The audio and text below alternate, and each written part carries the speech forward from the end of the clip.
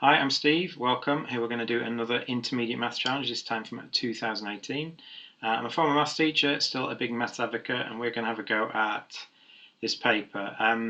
If you're a school-age student, this paper is aimed for generally year 9 to year 11 students in the UK schooling system. But if you're having a go at this in your own time, you can do this at any age really.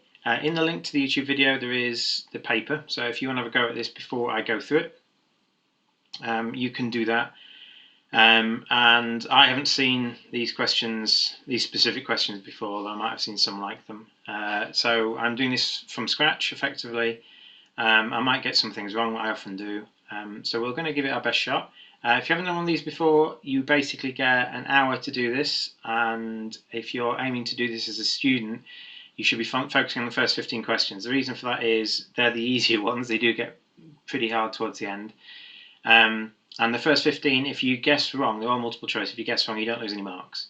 You'll notice the way it's scored is the first 15 questions are worth 5 points, and the next 10 are worth 6 points each, or 6 marks each.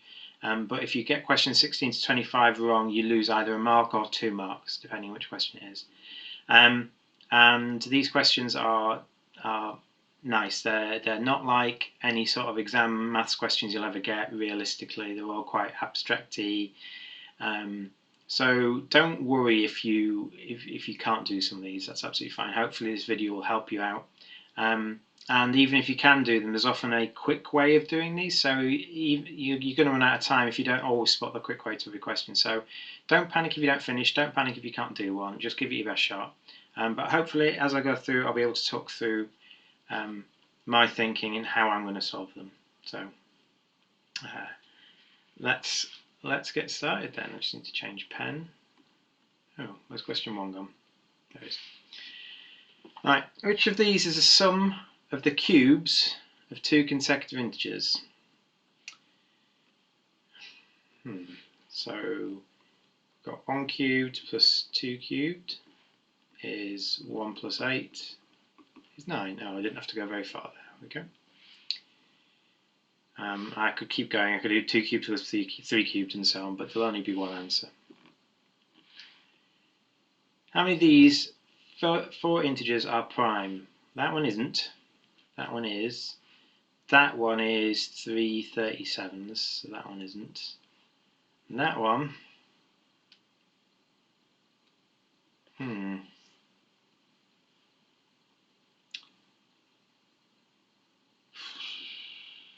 I going to sit here trying to divide that? Does it go into 7? My guess is it is, but 1 carry 4 goes 5 carry 6. So it doesn't 7 doesn't go into it. 9 doesn't.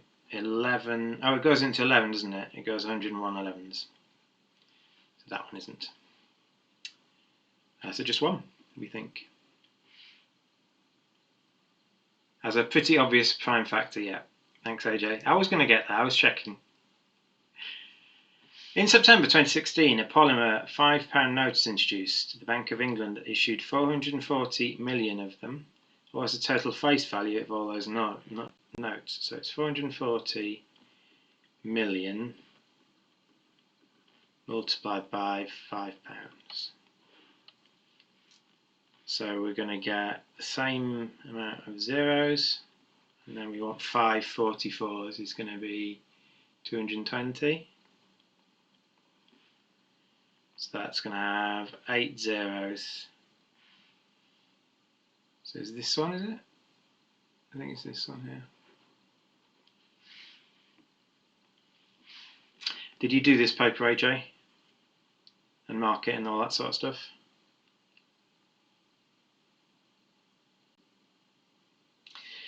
A kite is made by joining 2 congruent isosceles triangles. So congruent just means all the angles and all the edges are the same size.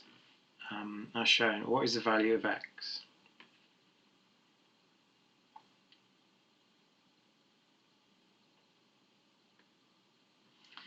Well,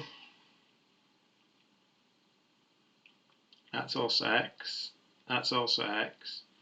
So you've got 5x is equal 360 because 2 triangles is 360. Alright, so 360 divided by 5. Yeah, you did it yesterday. You think you got one wrong. Okay, I think this is 72. The other way you could do 2.5x makes 180 is the other way of doing it. Although then you're dividing by halves, then you don't even want to do that. The adult human body has 206 bones. Each foot has 26 bones. Approximately what fraction of the number of bones in the human body is found in 1 foot? So it's going to be 26 over 206, and that's approximately 25 over 200. I'm rounding them to something that divides easily, which is an eighth. And when you're doing this, just be careful. If you are rounding like this, it's much better to round them either both down or both up. So if we rounded it to 25 and 210, we would be less accurate. But by rounding the numerator and denominator both down, you're not drastically changing whether the fraction's small or large, I guess. In 2014, in Boston, Massachusetts, Eli Bishop, I was actually there in 2014 in Boston, Eli Bishop set a world record for the greatest number of claps per minute.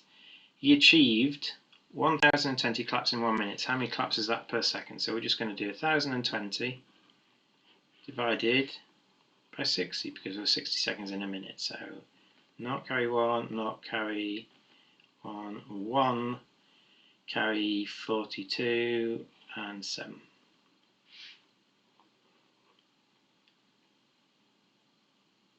That's insane. 17 claps a second. How many two-digit squares have the property that the product of their digits is also a square?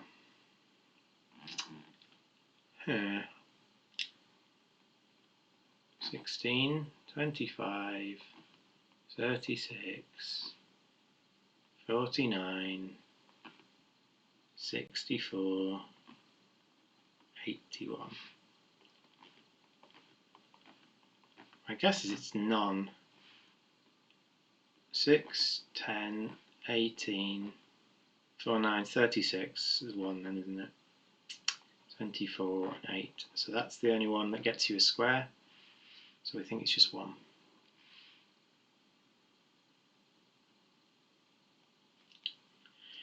The diagram shows a square of perimeter 20 centimeters inscribed inside a square of perimeter 28 centimeters. What is the area of the shaded triangle?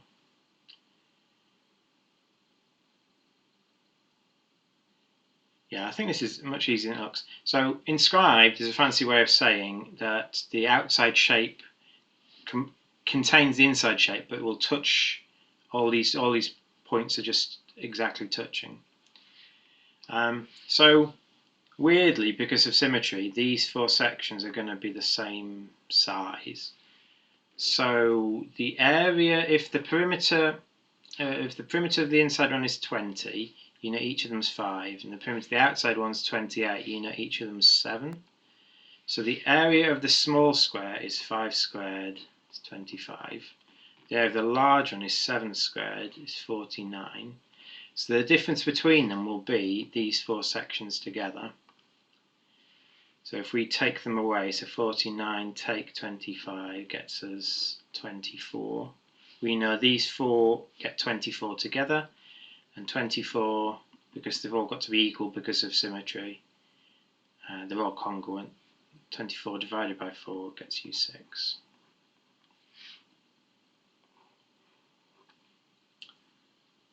Not sure there's another way of doing that one. Maybe that's the only way of doing that one, but we will see.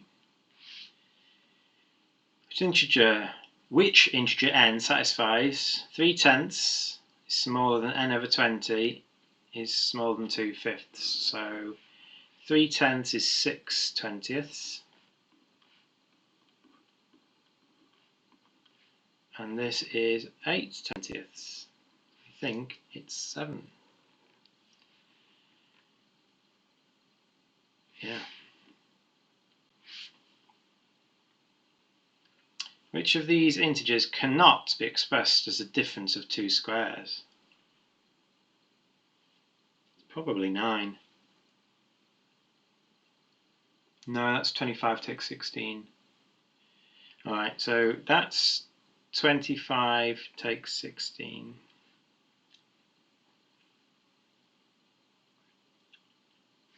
That's 9 take 4. It's probably a nice elegant way of doing this using algebra.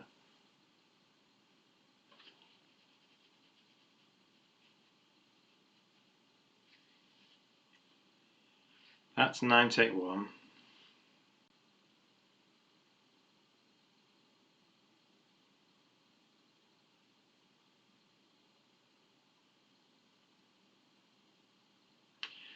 This will be doable. This is 16 take 9. So I think it's 10. Oh yeah, that's quite, it's easy enough, I think. So I'm going to do this a slightly different way now. So if you write the square numbers out,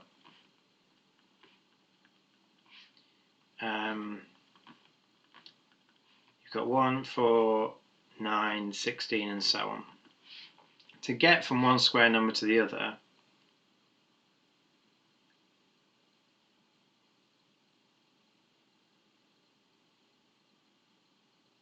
you add the number you square plus the next one, so that's 1 plus 2. And then you're adding on 2 plus 3. And then you're adding on 3 plus 4. So you know you can always get a difference of two squares if you can have two consecutive numbers add up to it. So this is 2 plus 3. This was 3 plus 4, and so on. And then there's some other ones of doing it. And 9 is 4 plus 5. And then all I have to do is find out which one of 8 and 10 wouldn't work. So that's another way of doing it. But I'm not sure there's a nice... There's probably an algebraic way of doing that one, but I didn't feel I needed to do it. The diagram shows a regular hexagon which has been divided into 6 regions by 3 of its diagonals. 2 of the regions have been shaded. The total shaded area is 20 centimeters squared.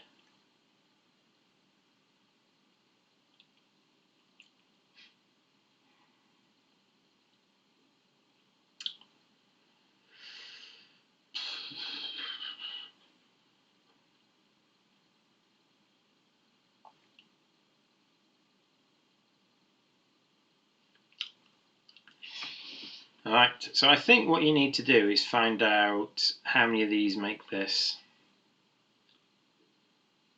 Because you know in total you've got 20 plus another 20 plus 2 more of these. So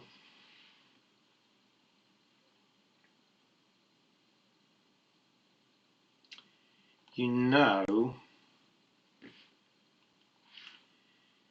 that this is 30.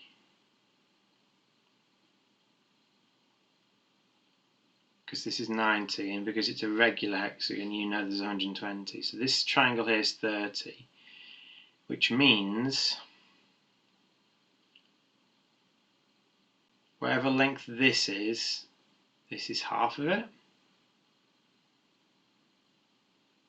Yeah, so let's call that length, let's say that length is 2x. Because of trigonometry, this is a 30, 60, 90 right angle triangle. And sine 30 is a half, so if this is 2x, this is x. Which means this is 2x, because this is an outside edge of the hexagon. So how many of these can you fit in here? Well, you can fit in 1, 2, 3, 4. You can fit in 4, because that's an x, that's an x, that's an x, and that's an x. So if the area of this is 20, this would need to be 4, and this would need to be 16, because 4 of these fit into that, if that makes sense. So you've got another 4, and another 4, another 4, and a 16. 8, 16, 48.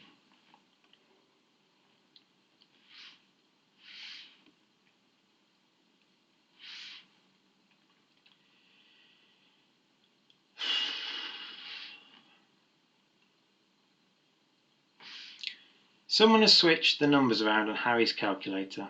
The numbers should have been in the positions on the left, but have been switched to positions on the right. Which of the following calculations will not give the correct answer and how he uses his calculator? Well, that will.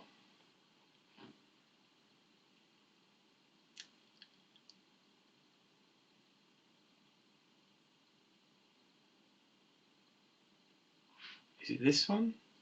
So he tried.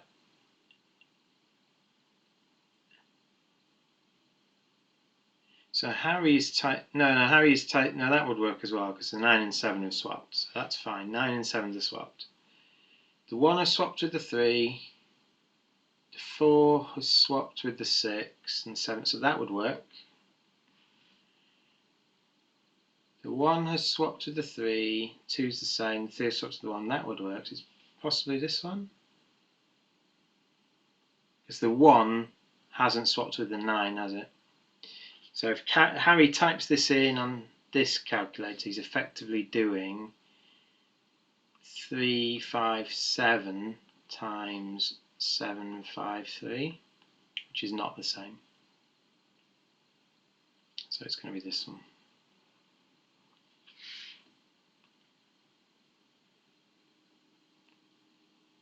Yeah, this is a... You'd never... I don't think you'd ever see this in an actual maths paper. Just too out there. The diagram shows a rhombus and two sizes of regular hexagon. What is the ratio of the area of the smaller hexagon to the larger hexagon?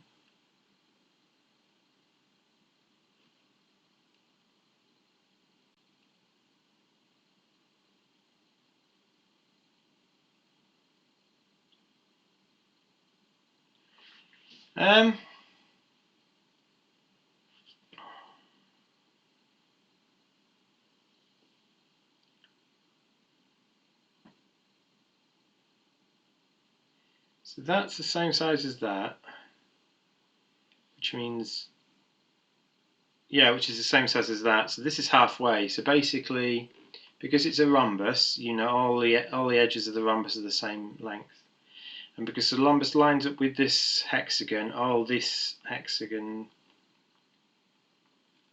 the sides of this hexagon are all the same as the rhombus. Apologies, I'm quite ill at the moment, so I'm struggling to focus. Which means that the length of the large hexagon is twice the length of the small hexagon, and if you're looking for the ratio of the areas, if the scale factor of the lengths is 2, so the scale factor of length is 2, the area scale factor will be this squared. So this is going to be 4 times larger than that, to do with when you're doing enlargements. So it's going to be 4 to 1. And the volume, just in case it comes up, the volume scale factor will be the length scale factor cubed. It doesn't matter for this question. Which of these is equal to 10 ninths plus 9 tenths?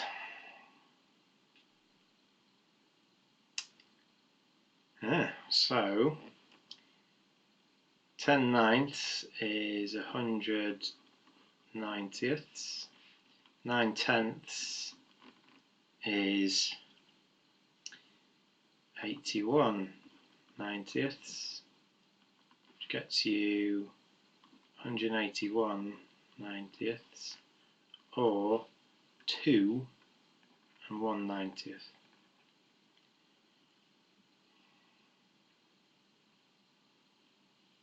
It has to be this one.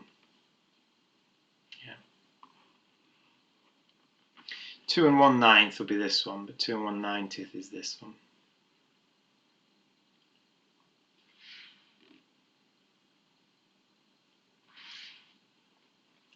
How many of these 4 shapes could be the shape of the region where 2 triangles overlap?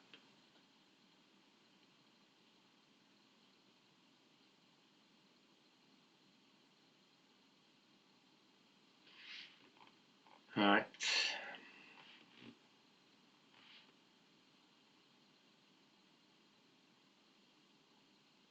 So if you had a right angle triangle and a right angle triangle,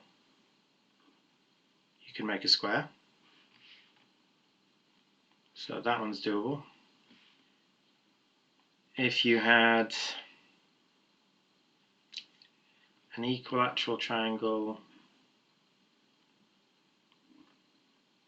and an equilateral triangle, you can make an equilateral triangle. Can you possibly get a pentagon? You could almost certainly get a hexagon. Could you? Oh dear, well, give me a second, I'm just going to... I've got a bit of advantage here because I can play around with... So let's just get two triangles, and I think if we do it that way around, we can probably get a hexagon in the middle, can't we? Yeah. So it's like a Star of David. I should have spotted that quicker. Star of David is a regular hexagon in the centre.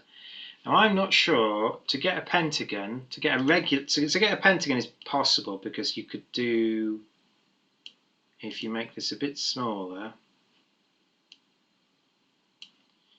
you could do that, and you have a pentagon here.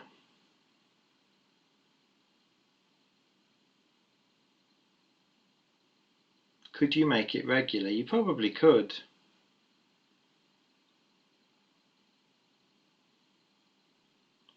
Because I'm using equilateral triangles here, but you could probably, if this line was shallower, you'd decrease this length and extend that one.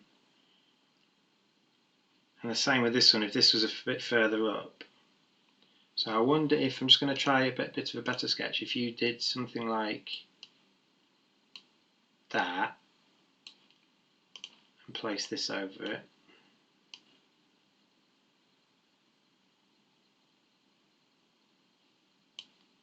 Let's try that a bit.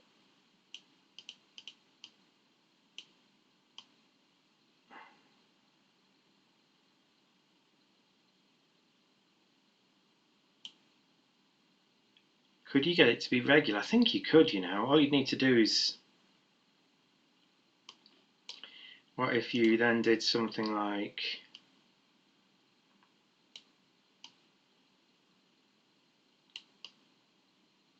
that's getting very close to being regular, so I think almost certainly you could if you did edge to edge. So my guess is that you can, although I can't physically do it at the moment. My guess is that you can. You just need to make sure that the triangle that's covering the other one touches one face. But I think if you move that bit higher.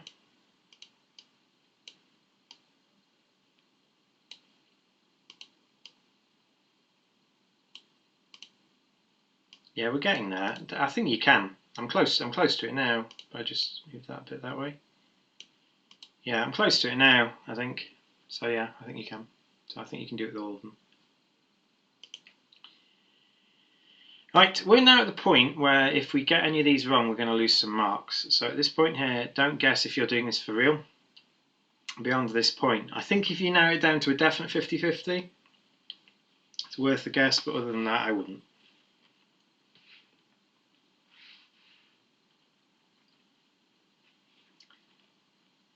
You can bring the corner on the edge inside.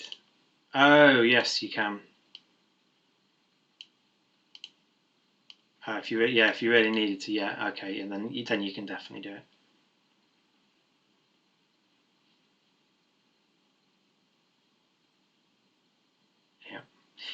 Yeah, it just as long as this corner isn't outside the triangle, then you don't get that sixth edge.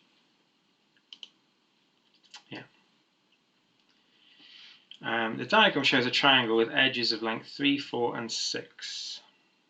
A circle of radius 1 is drawn at each vertex of the triangle. What is the total shaded area?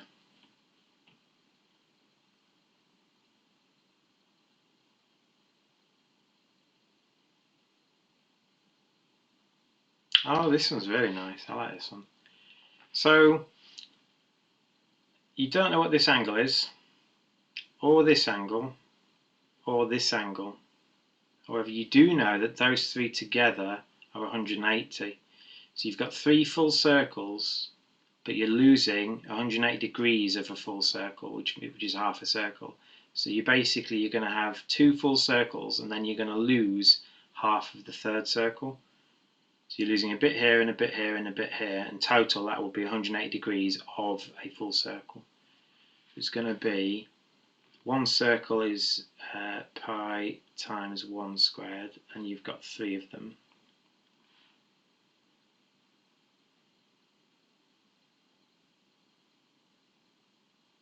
Yeah, so AJ says putting they've given you more information than you need. I guess that's just, if they didn't give you that information, it might be too obvious what to do.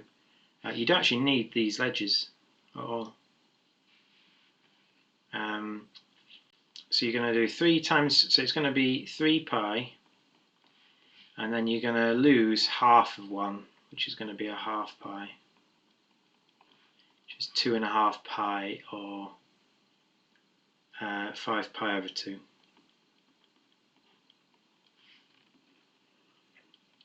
Yeah, so weirdly, you don't need these numbers. I often say that they don't give you superfluous information. So they don't give you information you don't need. But in this case, you don't need that. But I guess without those lengths there, it might be a bit too obvious what to do. Yeah, I agree with you there. How many three-digit numbers increase by 99 are increased by 99 when the digits are reversed?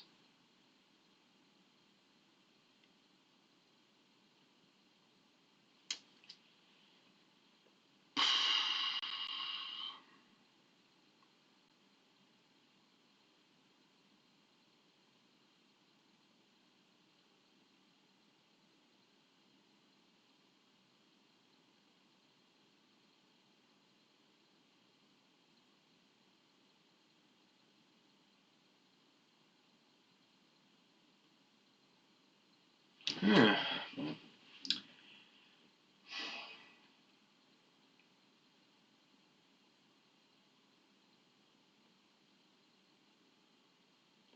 So you definitely need the first and the last digits to be 1 apart. So 4 something 5, when you reverse it, is 5 something 4.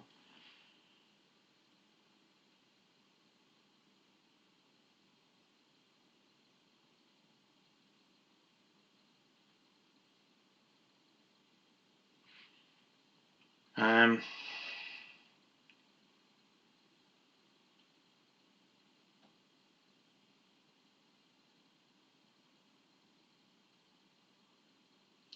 and then the center one would need to be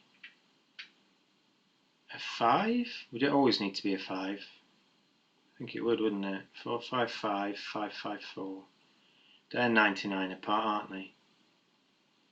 So the center one always has to be a 5, because if it was a 6, do we work with a 6? It works with a 6 as well, doesn't it? They're 99 apart. And a 7 and an 8. So you could have,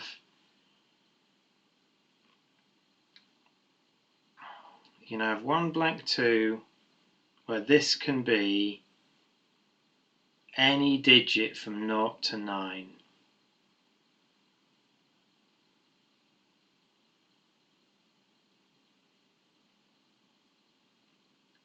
Because then you get 2 blank 1.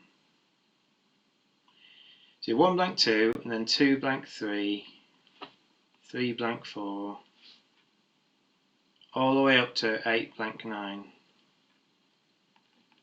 So 1, 2, 3, 4, 5, 6, 7, 8. So you've got 8 pairs of digits that are 1 apart. And for each of those, you can have 10 central numbers. So I think it's 80, weirdly.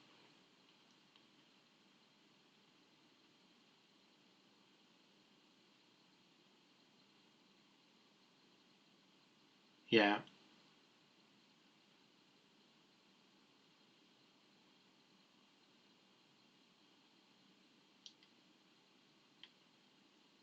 Yeah, I think that's right. I can't get any more than that. The diagram shows a regular pentagon and an equilateral triangle placed inside a square.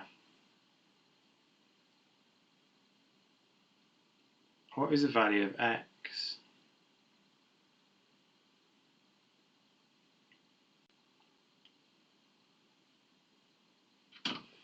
Well, that's 108. That's 60.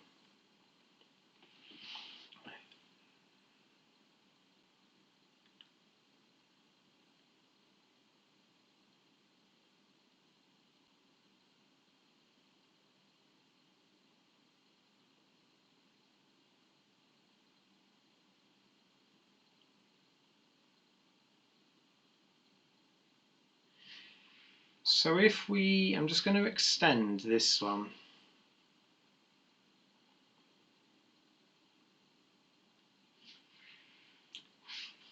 to something like that.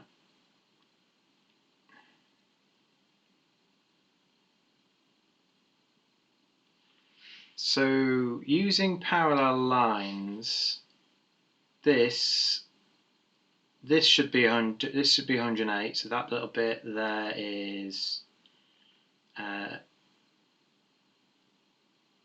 48. Doesn't look like it, but it's 48. And then these two are complementary, so that's going to be 72. Don't know if I can make this any bigger.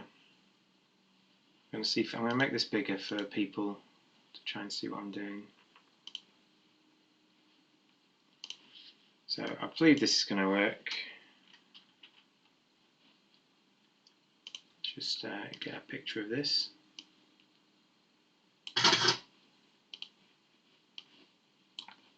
So what I'm doing is I'm trying to work out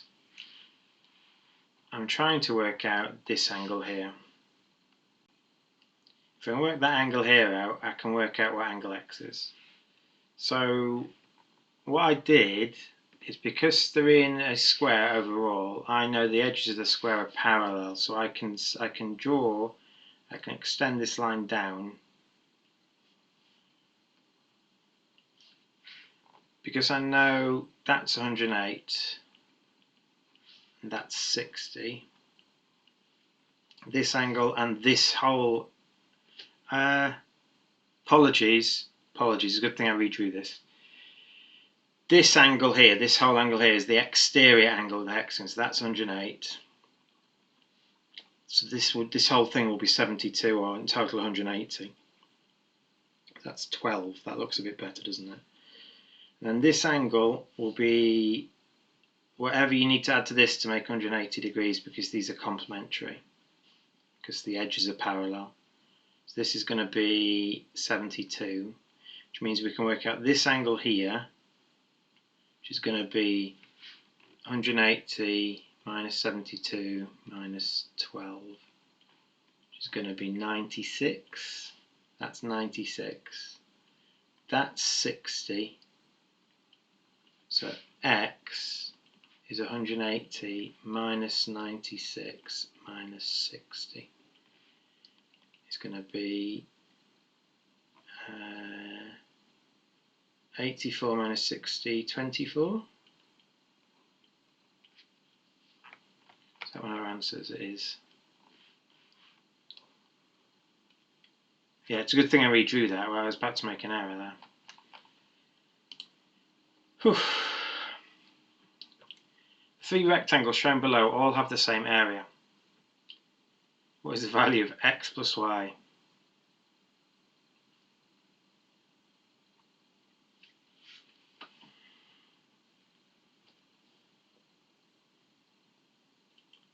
Okay.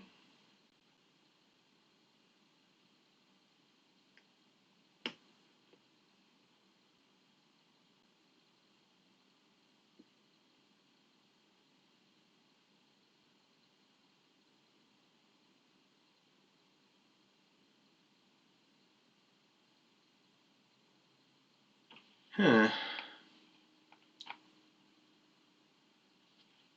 So we know that xy is x plus 4,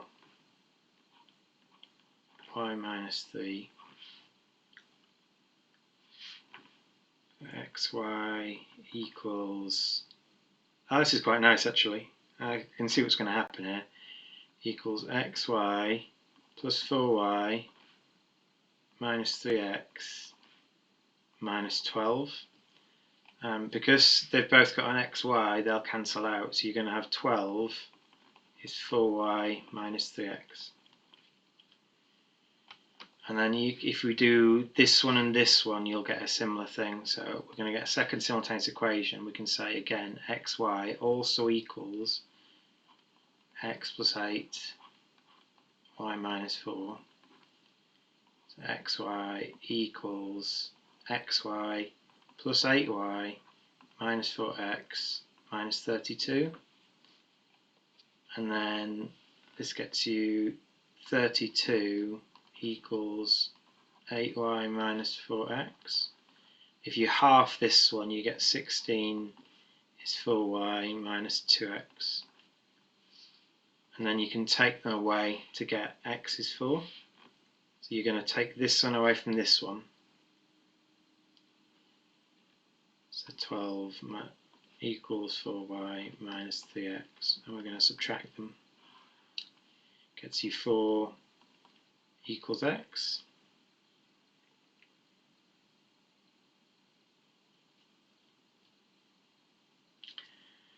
And then if we substitute x is 4 back into this, uh-oh, that doesn't work.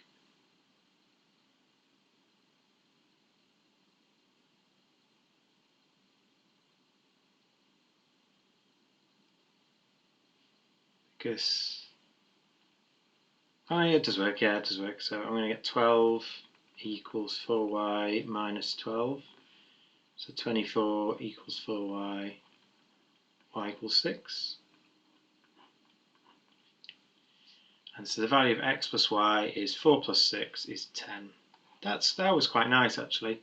I didn't see a way to start off apart from just going, but then when you write this out, you can see that the xy's will cancel. You don't really want x times y in a simultaneous equation, because you basically, if you have to do it by substitution, you start getting quadratics, and then you don't really want quadratics in this question. Right. A particular integer is the smallest multiple of 72, each of whose digits is either 0 or 1. How many digits does this integer have? So we're looking for an integer whose digits are something like 1, 0, 1, 1, 0, 1, so on. So, for it to be a multiple of 72, it needs to be both a multiple of 8 and 9. For it to be a multiple of 9, you need the sum of the digits to be a multiple of 9. So we are going to need 9. We're going to need 9 ones, whatever we've got. So we need a total. We need at least 9 ones. For it to be a multiple of 8, the last 3 digits need to be divisible by 8. Which means they need to all be zeros, because 1,000 is divisible by 8. So I think your number you're looking for is that.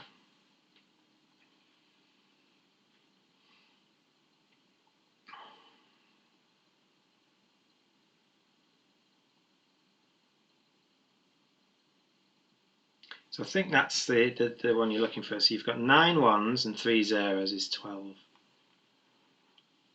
The reason that works, that the dividing by 8 one works, is because once you get to the thousands digits and beyond, because 1,000 is divisible by 8, anything, the thousands, 10,000s, 100,000s and so on will also be divisible by 8, whatever the digit will be. So you only need to care about the last three.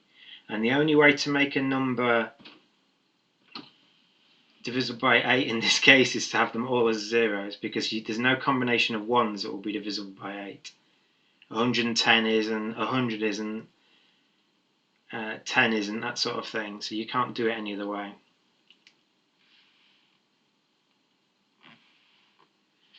Alright, we're now at the ones where we lose 2 points if we get 2 marks if we get them wrong, so no guessing. For certain values of x, the list x, x plus 6 and x squared contains 2 different numbers.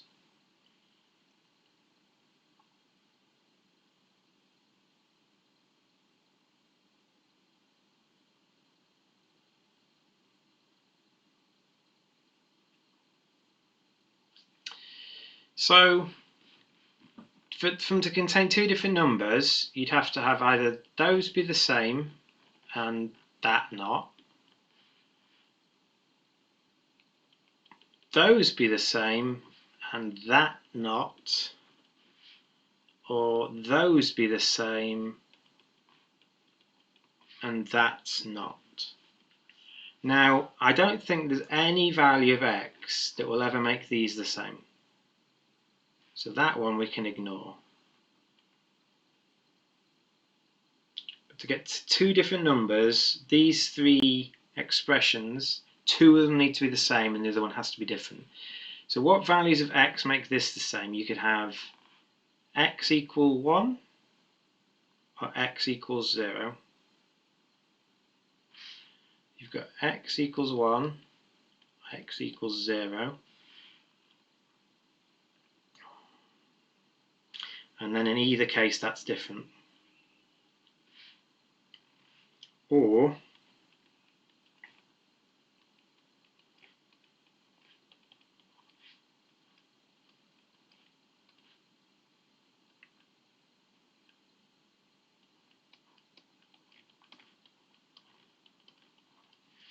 so x could be 3, or x could be -2.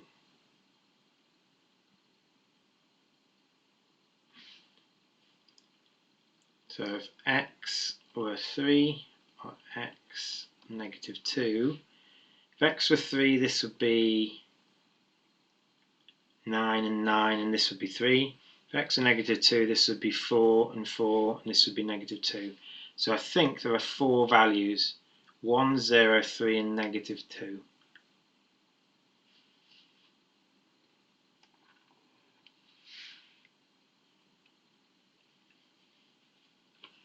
Three squares with the side length 2. I found it helped to think about the graphs of the 3 equations. That's a nice way of doing it actually. If you sketched the graphs of the 3 equations, like y equals x, if you sketch the graph y equals x plus 6, and y equals x squared, and think about how many places they cross, that would work actually. In fact, that's possibly it. That's an elegant way of doing it. And that might be nice if there were more solutions, because you might get the answer quicker. Yeah.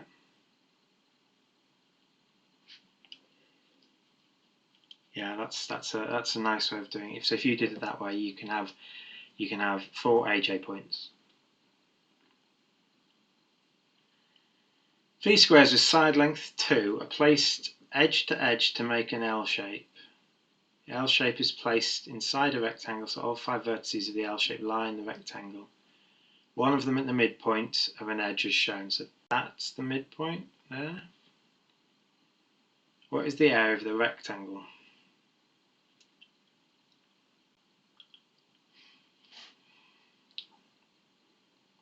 Well, the width of the rectangle is going to be that plus half of that. So I think this would be a 4th square if you allowed it to be, so that you've cut it in half. So if you think of your square of side length 2, then this length here is going to be root 8 using Pythagoras. 2 squared plus 2 squared is 2 squared plus 2 squared equals this squared. 2 squared plus 2 squared is 8, so root 8 squared is 8. So the length, the width of the rectangle will be 3 root 8 over 2. It's going to be root 8 plus a half root 8. So that's 3 halves of root 8. Oh, this isn't nice. Hopefully we need to get another root somewhere. I wonder if we can do something similar for the height.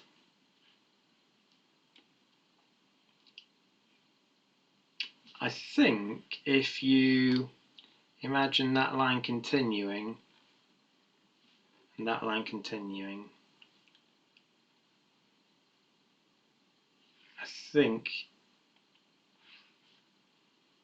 yeah, it has to be, hasn't it? Because if you constitute another square here, it's got to have the same height as this square. And by the same logic, if this is half a square, then this is half a square here. So I think the height will just be 2 lots of root 8, so 2 root 8. Because again, this is just this diagonal here. So we think that the area of the rectangle will be 2 root 8 multiplied by 3 root 8 over 2. The 2's will cancel. It's going to be 3 lots of root 8 squared. Root 8 squared is 8. 3 8s are 24.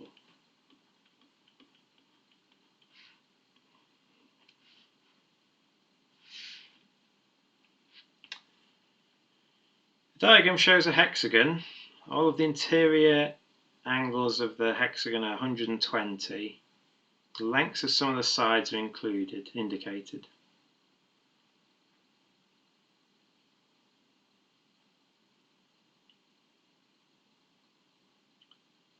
What is the area of the hexagon? I think I've seen a question like this before. I'm just going to make this again. I'm going to get a... If I was organised, I'd have done this at a time, wouldn't I? Get a bigger one. So I think, because these are all 120, so this is 120. The exterior angles will all be 60. And because you know this length,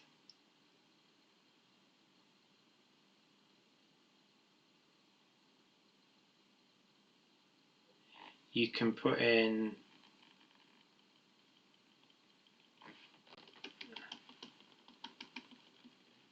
three equilateral triangles.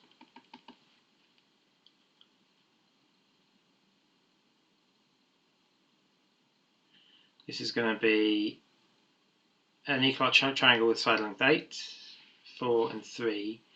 And so now if you work out the area of the whole equilateral triangle and take off the 3 individual bits, you don't have the top edge. Oh, it doesn't really matter, does it? Because the length of the whole shape will be 4 plus 1 plus 8, which will be the same as 8 plus 2 plus 3, which will be the same as 3 plus whatever this is plus 4. So 4 plus 1 plus 8 is 13. This will be 6.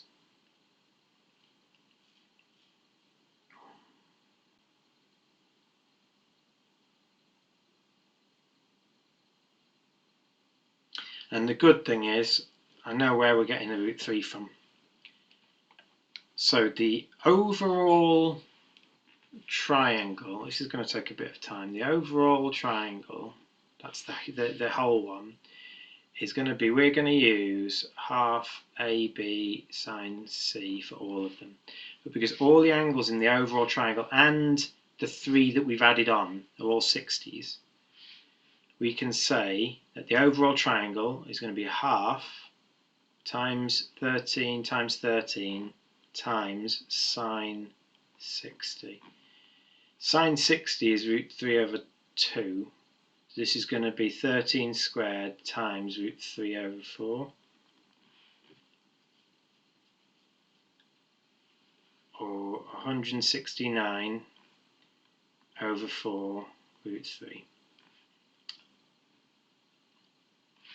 And then the 3 individual ones are going to be a half times 3 squared times sine 60 plus a half times 4 squared sine 60 plus a half times 8 squared times sine 60, which in total will be 3 squared plus 4 squared plus 8 squared, lots of a half sine 60. So 9 plus 16 is 25, plus 64 is 89, and half of sine 60 is root 3 over 4. And so what we're looking for is the difference between this one and this one. So we're going to do 169 root 3 over 4 minus 89. Oops. Delete? How do I delete that? Don't know what I did there. It's this pen I've got. Move that out of the way.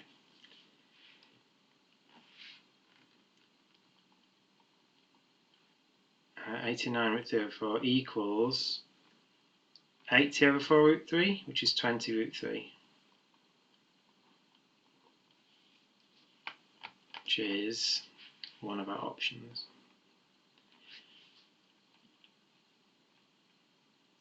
Yeah, there might be a more elegant way of doing that, but the numbers were just getting a bit fiddly, weren't they? Got 2 questions to go. A list of 5 positive integers has a mean of 5, a mode of 5, a median of 5, and a range of 5. How many such lists of 5 positive integers are there?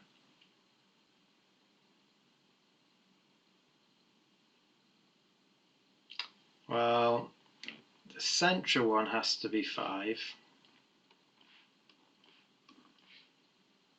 and at least one more has to be 5 because you have to have a mode. So let's say it's that one, but it could equally be that one. So you've got two possibilities.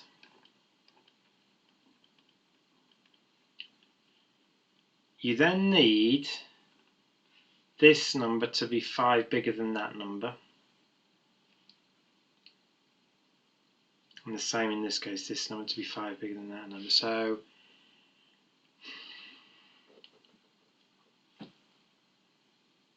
and what you can't have, you can't have that because the mean needs to be 5, and there's no way you can do that. You're going to need to have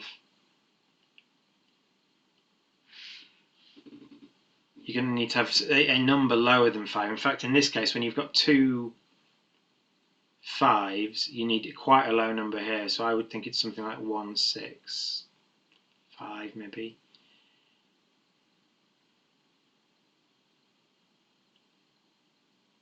So we need them to add up to 25. So 5, 10, 17, 8. That doesn't work. It's not that. So it has to be higher. So 2, 7, 9, 19, 6. Does that work? So that's one possible way of doing it. Could we have 3 and 8? 10, 21, 4. So weirdly, I think we've got the other one. So 3, 4, 5, 5, 8. And the other one I'm going to check is 4 and 9 with 2 5s. 4 and 9 is 13, 23 with a 2. The 2 would go at the front and then they'd be too far apart. So I think there's only 2 possibilities. I think that's a possibility and that's a possibility. A range is the largest number take the smallest number. It's how wide your data set is.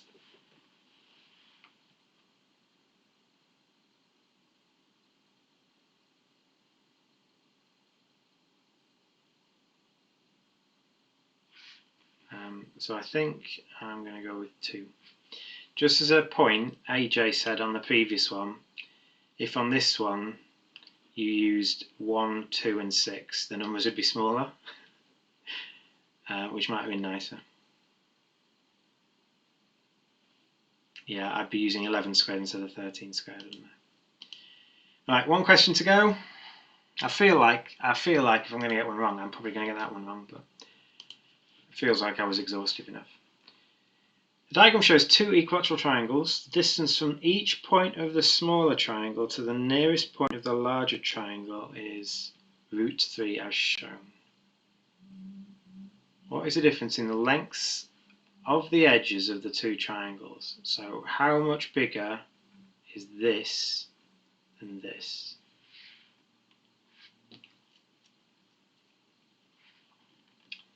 So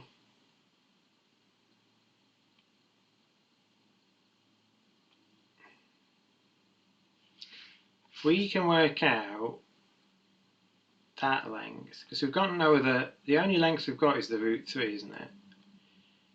So if we could work out this length and this length, we'd actually need to know how big either the large or the small one is. We just need to know how much difference they are. So that's √3. I'm going to do the usual thing that I forget to do. I'm going to make it bigger. Been quite lazy today. Alright, last question, here we go. So I think we know that that's √3 and that's √3.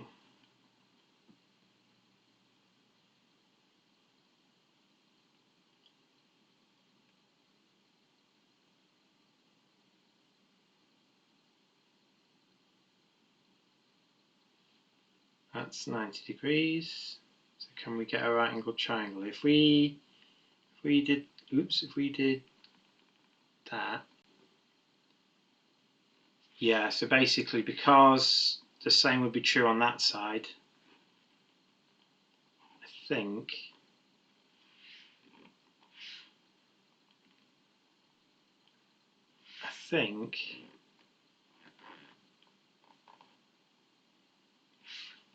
that's √3, that's 30, that's 90, and because it's a 30 triangle, you know that that would be 2 √3.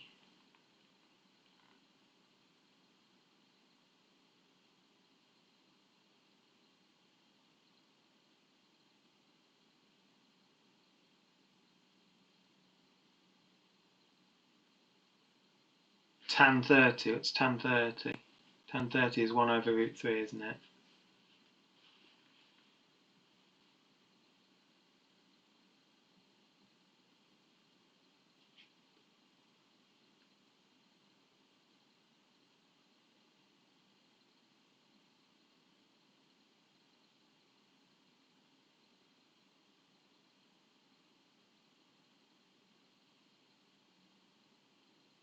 Oh, I'm just going to do Pythagoras. This is going to be something like 1 over something. No, it can't be, it's got to be bigger than that. I'm just going to do Pythagoras. So I'm going to call that x, and we're going to say 2 √3 squared is √3 squared plus x squared. 2 √3 squared is going to be 12 equals 3 plus x squared. 9 is x squared. √9 is x. X is 3. Which means that how much bigger is this length than this length? It's going to be 3 plus 3. 6. Which is there. I'm going to go with it.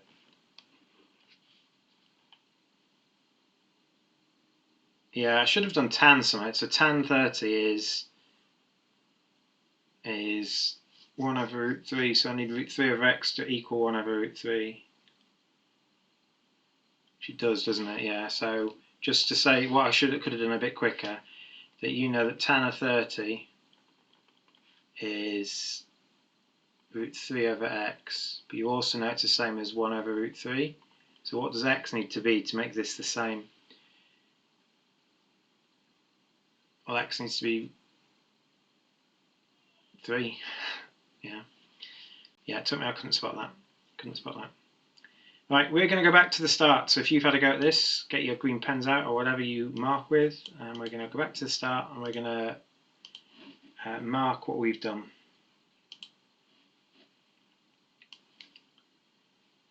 And see how we've done today. So I'm surprised I've done so well. I've been bedridden for 2 days, so I'd like to think I've kept my concentration up. Right, okay, question 1 is B. Question 2 is also B. Question 3 is C. Question 4 is D. Question 5 is B. Question 6 is A. Question 7 is B. Question 8 is A. Question 9 is E. Question 10 is also E.